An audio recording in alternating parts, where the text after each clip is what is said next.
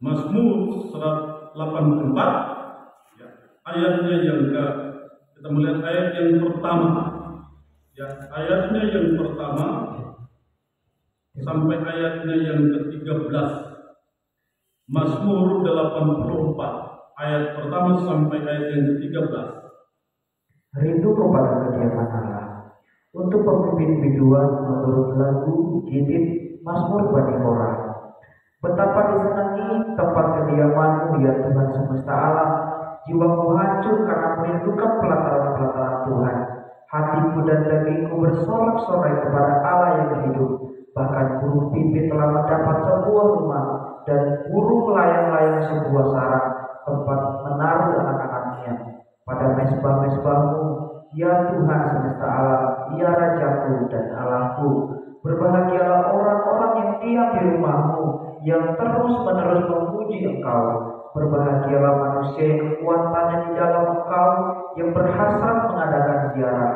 Apabila melintas lembah bakar, mereka membuatnya menjadi tempat yang bermata air.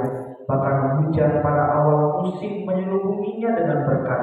Mereka berjalan makin lama makin kuat, hendak menghadap Allah di Sion. Ya Tuhan, Allah semesta alam, dengarkanlah doaku. Pasanglah telinga, ya Allah Yakub. Lihatlah perisai kami, ya Allah. Pandanglah wajah orang yang Kau urapi. Sebab lebih baik satu hari di pelataran-Mu daripada 1000 hari di tempat lain. Lebih baik berdiri di ambang pintu rumah Allahku daripada diam di kemah-kemah orang fasik. Sebab Tuhan Allah adalah matahari dan perisai, kasih dan kemuliaan Ia berikan. Ia tidak menahan kebaikan dari orang yang hidup tidak bercela. Ya Tuhan semesta alam, berbahagialah manusia yang percaya kepada. Haleluya. Rindu kepada kediaman Allah, saudara sekalian, merupakan ciri orang yang dekat dengan Tuhan. Ya, ciri orang yang dekat dengan Tuhan adalah jiwanya senantiasa rindu akan hadirat Allah. Dia tidak bisa mengklaim bahwa dia dekat dengan Allah, tapi kalau dia hatinya jauh daripada Tuhan.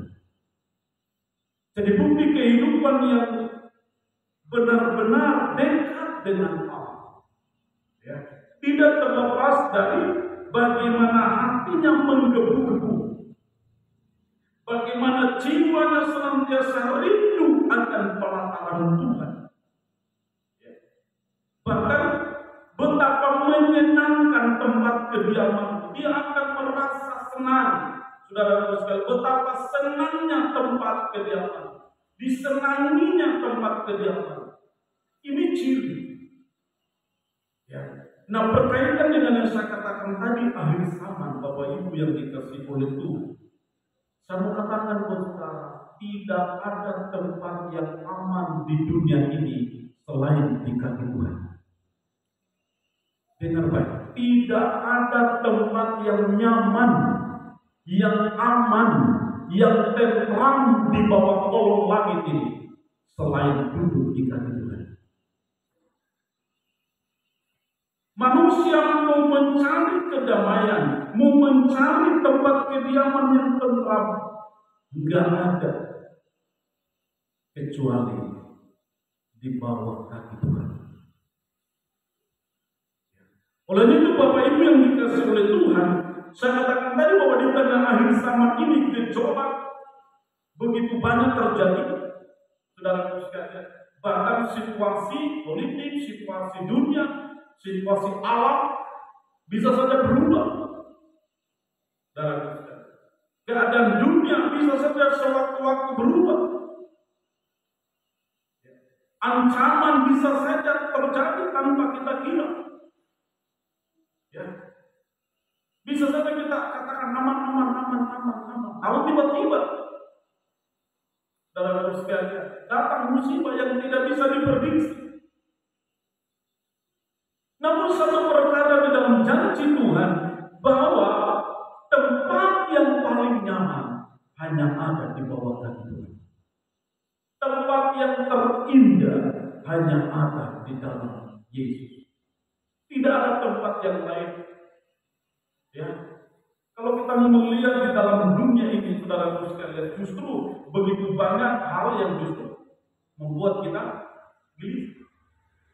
Ya, coba kita baca kembali di dalam ayat yang kedua sampai ayat yang keempat. Betapa disenangi tempat kediaman-Mu, ya Tuhan semesta alam. Jiwaku hancur karena merindukan pelataran-pelataran Tuhan. Hatiku dan dagingku bersorak-sorai kepada Allah yang Saudara perhatikan baik. Hatiku hancur, saudara sekalian, karena rindu. Nah, ini ciri kehidupan yang saudara sekalian benar-benar dekat dengan Tuhan. Ya, kalau Daud mengungkapkan bahwa musuhku kalau mau dijumlah lebih banyak daripada rambut di kepala. Artinya begitu banyak ancaman-ancaman, begitu banyak saudara sekalian hal-hal yang sewaktu-waktu bisa merenggut manusia. Kita mau cari perlindungan dari mana? Sehingga orang semacam ini hatinya yang senantiasa rindu akan pelataran Tuhan. Saudara perhatikan baik, akan nampak di dalam perilakunya setiap orang.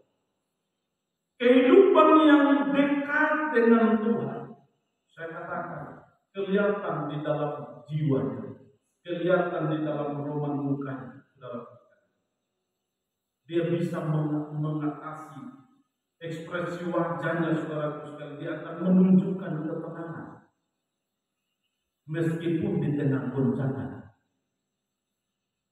Dia akan memberikan, saudara sekalian, respon yang positif dengan semua keadaan yang ada, tidak panik. Karena dia tahu bahwa Allah yang dia sembah sanggup berperkara dalam segala kondisi tadi.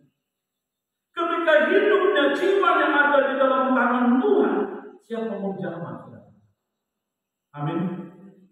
Kalau hidup kita percayakan kepada Tuhan, ada di dalam tangan kuasa Tuhan, pertanyaannya, siapa mengancam? Siapa yang bisa mengancam kita? Kalau hidup kita ada di dalam tangan Tuhan, ada di dalam perlindungan. Nah, yang menjadi persoalan sekarang, sejauh mana hati kita dekat dengan Tuhan. Ya. Sejauh mana keinginan hati kita, saudara, dikasih oleh Tuhan, merindukan hadirat. Sebab dunia ini semua adanya, Bapak Ibu yang dikasih oleh Tuhan. Dunia ini tidak ada yang bisa kita pertahankan. Dunia ini tidak ada janji kekekalan di sana. Enggak ada. Di dalam dunia ini tidak ada jaminan yang menjamin manusia itu kecuali Tuhan itu sendiri. Saudara perhatikan baik ayatnya yang ke 7 ayat yang ke-6. Berbahagialah manusia yang kekuatannya di dalam Engkau. Ayat yang ke-5. Berbahagialah mereka yang Berbahagialah orang-orang yang diam di rumahmu. Yang diam, kalau dalam bahasa Indonesia TB2, berbahagialah mereka yang tinggal di rumahmu.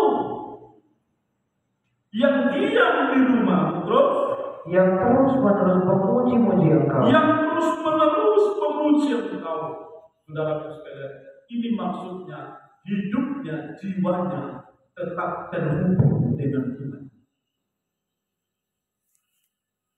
Jiwanya tetap terkonek dengan Tuhan.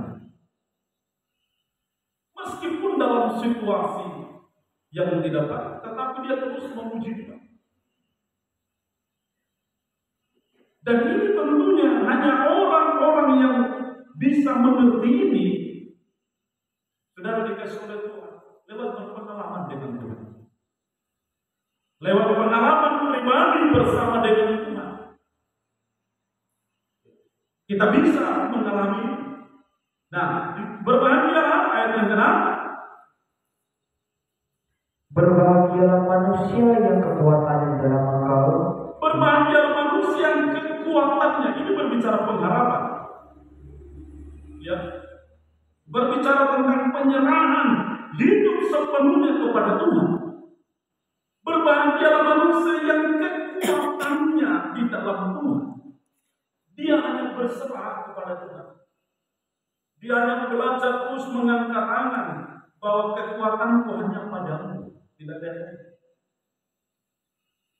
Ini bukan hanya sekedar sikap hati dan tidak, tetapi merupakan tindakan nyata.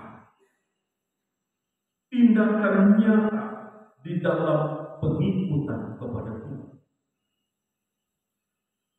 Nah, terus yang kedua dikatakan yang berhasrat mengadakan ziarah. Yang berhasrat mengadakan ziarah. Ziarah ini apa, saudara sekalian? Ya, di mana kita belajar ziarah di situ menunjuk kepada salib Kristus yang terus kita pandang, kita renungkan kebaikan Tuhan. Ya, menunjuk kepada kematian dan kebangkitan Kristus. Ini bukan berziarah ke kuburan orang tua sehingga minta kekuatan di kuburan, bukan. Ya. Berziarah di sini bukan pergi ke kuburan minta supaya opa oma tolong kami beras tidak ada, bukan begitu.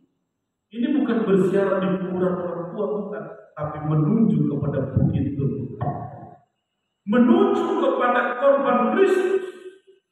Kenapa? Karena di situ ada pengharapan. Hanya kepada Dia kita berserah. Tidak ada yang sulit yang Tuhan membuat. Kenapa?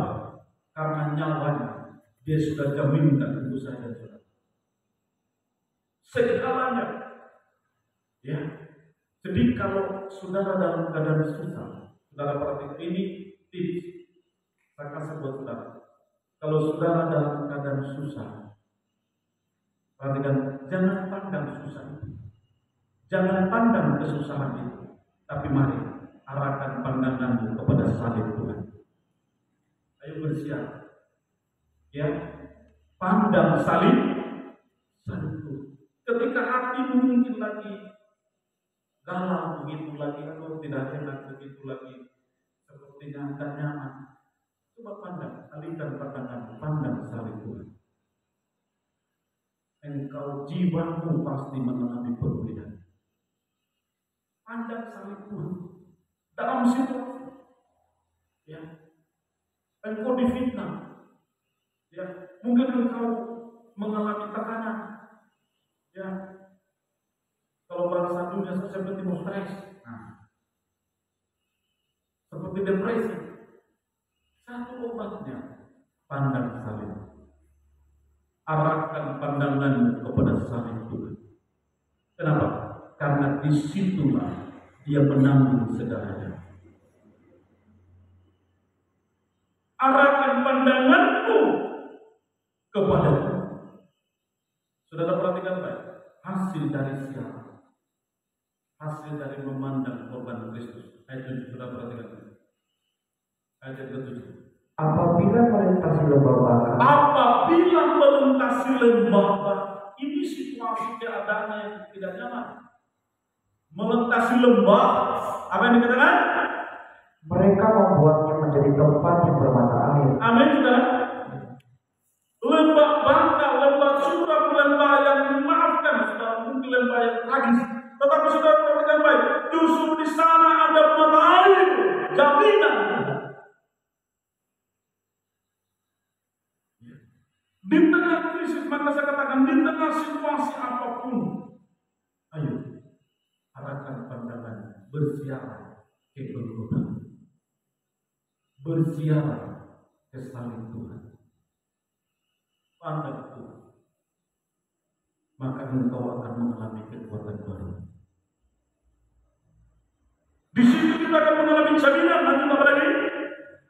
Bahkan hujan pada awal musim menyelubunginya dengan berkat. Oh, saudara sekalian, ada jaminan. Musim tidak harus mengancam kita. Musim tidak harus menakutkan. Karena apa? Ada jaminan Tuhan.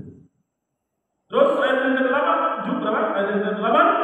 Mereka berjalan makin lama makin kuat. Amin, saudara. Bukan semakin lama semakin loyo, bukan.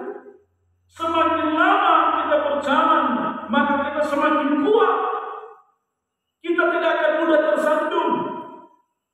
Kita tidak akan lemah melihat kiri dan kanan. Polemik, dinamika yang terjadi di sekeliling kita bukan untuk melemahkan. Kenapa? Pandangan kita bukan kepada itu. Karena pandangan kita kepada salib Tuhan.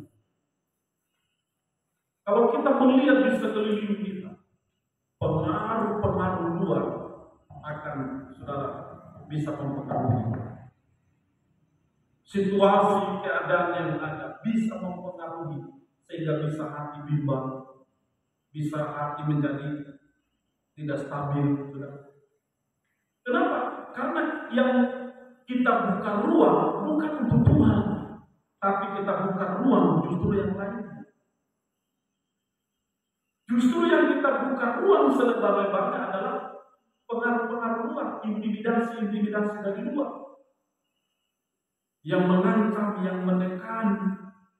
Kalau itu yang kita bukakan pintu selebar-lebarnya, jangan heran kalau hati itu sepertinya mengalami sebuah ketakutan atau mungkin situasi yang bukan cuma lemah, keok, tidak berdaya. Kenapa? Karena semua yang masuk itu, saudara perhatikan baik, semua yang masuk itu kita buka pintu selebar-lebarnya.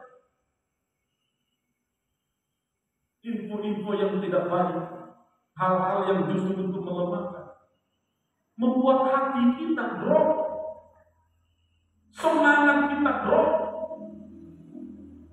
Kenapa? Yang salah adalah kita. Dengar baik.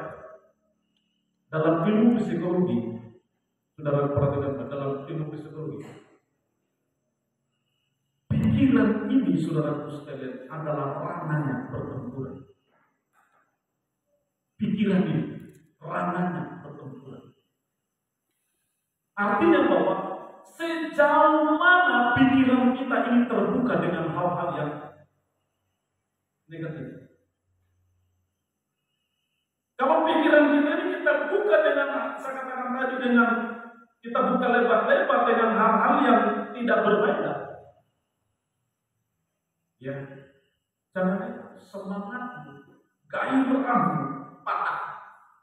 Kenapa? Serangan-serangan dari luar menggempur semangat gairah kita. Tidak mau.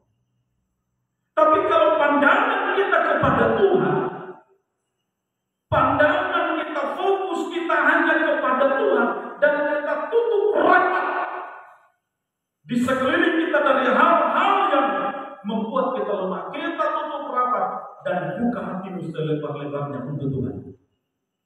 Biarkan dia berdaulat, biarkan dia beracara, biarkan dia yang memerintah, yang menguasai, yang menahkodai hati dan pikiran kita. Biarlah Yesus. Saudara perhatikan baik, saudara akan menari di tengah badai. Kita akan bersorak justru di tengah badai.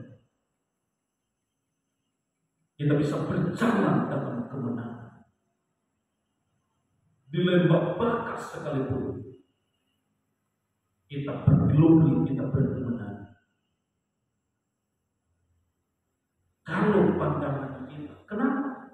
Karena Kristus Yesus, kebangkitannya dalam 1 Korintus 15 itu, kebangkitan Kristus itu memberi jaminan.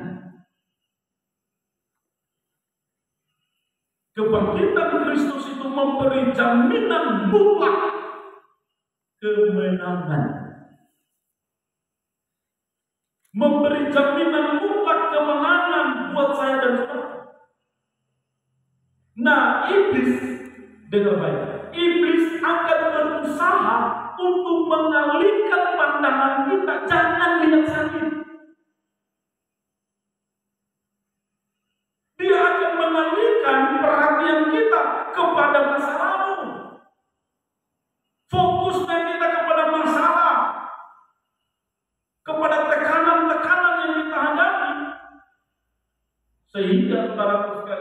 kegoncangan itu, kita memberikan ruang, saudara sekalian, untuk masalah itu terus menggoncang jiwa, menggoncang pikiran kita. Padahal sesungguhnya Tuhan katakan, pandanglah aku. Lihat, ketika Yesus bangkit dari antara orang mati, ketika Yesus menampakkan diri kepada murid-murid, murid-murid di tengah ketakutan, di tengah intimidasi, di tengah situasi keadaan yang tidak menyenangkan, dan kebangkitan Kristus, dia hadir, dia datang kepada murid-muridnya, dia katakan, lihat aku, lihatlah tanganku dan kakiku, aku inilah, aku ini, jangan takut. Yesus mau membuktikan kepada murid-murid, kenapa kalian takut? Aku sudah bangkit. Amin, saudara. Begitu sudah dalam setiap kehidupan kita, saya katakan namanya manusia pasti punya masalah. Tetapi mari jangan buka ruang, saudaraku sekalian, iblis untuk terus mengintimidasi kita. Jangan. Arahkan pandanganmu kepada Tuhan. Aku akan terus memandangmu, Bapa. Arahkan pandangan kita kepada Tuhan. Fokus kita hanya kepada Tuhan, karena itu jaminan.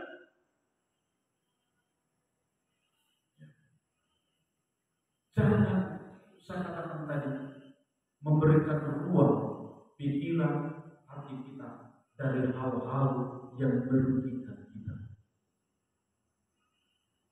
Yang saudara sekalian membuat kita hilang semangat, yang membuat justru gairah kita hilang. Ya, pandang Tuhan, arahkan pandanganmu kepada Tuhan, fokus kepada Tuhan. 1 Korintus 15, kita lihat sana, ya.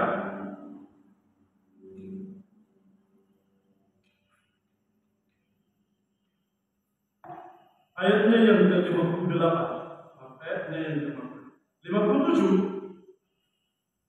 1 Korintus 15 ayat 57. Tetapi syukur kepada Allah, yang telah memberikan kepada kita kemenangan. Amin. Yang telah memberikan kita apa, saudara? Kemenangan. Lanjut. Oleh Yesus Kristus Tuhan. Oleh Yesus Kristus Tuhan, lewat apa? Kebangkitannya. Lewat kebangkitannya. Makanya tadi dikatakan berbahagialah orang yang mengadakan siarah. Sudah perhatikan baik, Maria Magdalena, Maria yang lain datang bersiarah ke kubur Yesus, melihat kuburan sudah kosong.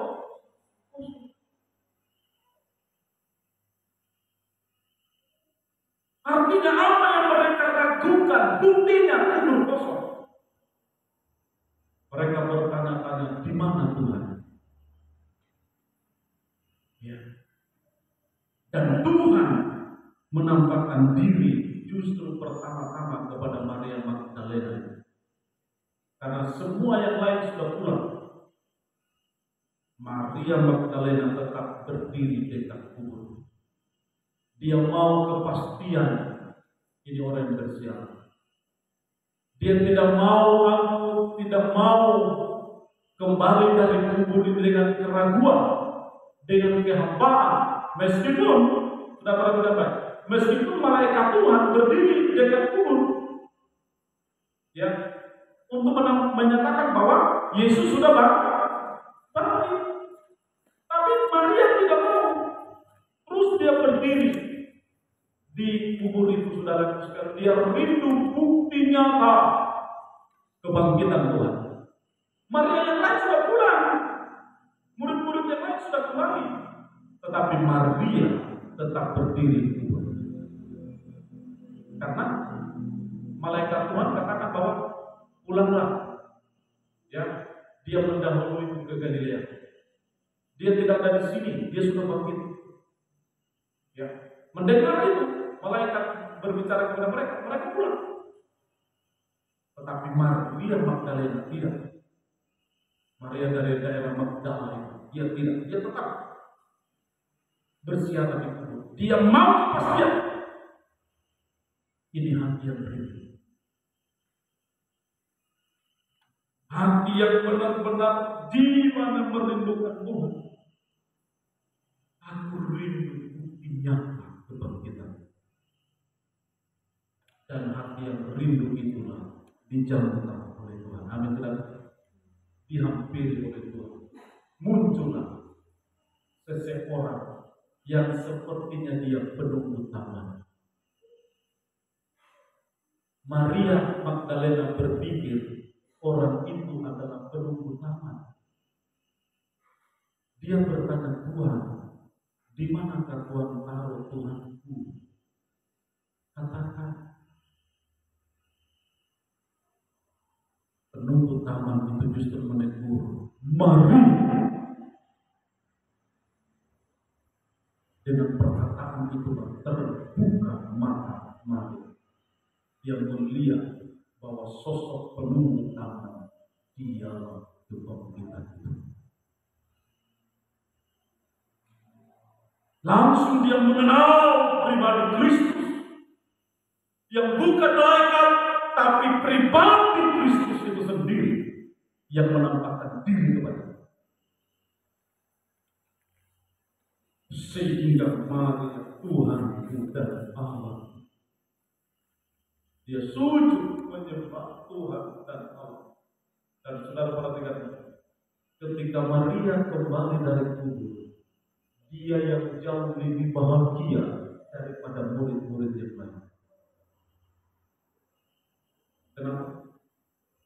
Murid-murid yang lain hanya dari kata malaikat bahwa Yesus sudah bangkit. Tapi Maria Magdalena bukan cuma malaikat, Yesus sendiri yang berjumpa dengannya. Allah, Tuhan dan Allah. Jadi suasana kebahagiaan mereka beda. Maria Magdalena pulang dengan wow, dengan sukacita. Karena saudara sekalian, kamu cuma dari kata malaikat. Kalau saya tidak, saya jumpa dia. Amin, saudara. Nanti beberapa waktu kemudian baru Tuhan menampakkan diri langsung kepada kedua murid. Inilah Bapak Ibu yang dikasihi oleh Tuhan. Kita percaya bahwa Dia sudah bangkit. Amin. Dia bangkit, maka kekuatan dalam setiap langkah kehidupan kita hanya di dalam Dia. Ayat yang 58. Karena itu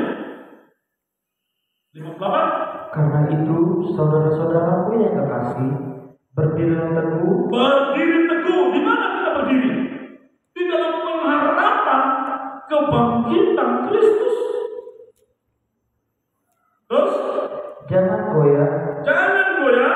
Dan giatlah selalu dalam pekerjaan Tuhan. Ini yang memacu kita untuk tetap setia beribadah. Amin. Yang mendorong kita, kenapa kita setia? Karena Tuhan dan Allah hidup. Makanya aku mau setia beribadah. Inilah yang memotivasi kita, yang menggairahkan kita untuk tetap setia beribadah. Kenapa? Karena Allah hidup. Dia sanggup memberi kemenangan buat saya. Sehingga aku tidak harus terpuruk dengan keadaan. Masalah boleh banyak, tetapi Allah lebih besar dari semuanya. Tetap teguh, jangan goyah, dan dia selalu terus selalu dalam pekerjaan Tuhan, sebab kamu tahu bahwa dalam persekutuan dengan Tuhan jerih payahmu tidak sia-sia. Sudah percaya? Sehingga ketekunan, kesetiaan kita, percayalah, tidak akan sia-sia. Tuhan perhitungkan semuanya. Ibadah pelayanan kita kepada Tuhan dengan baik. ya adalah bentuk di mana kita mengasihi Tuhan. Satu ukuran sederhana. Jangan bicara mengasihi Tuhan kalau ibadah masih merosot jauh.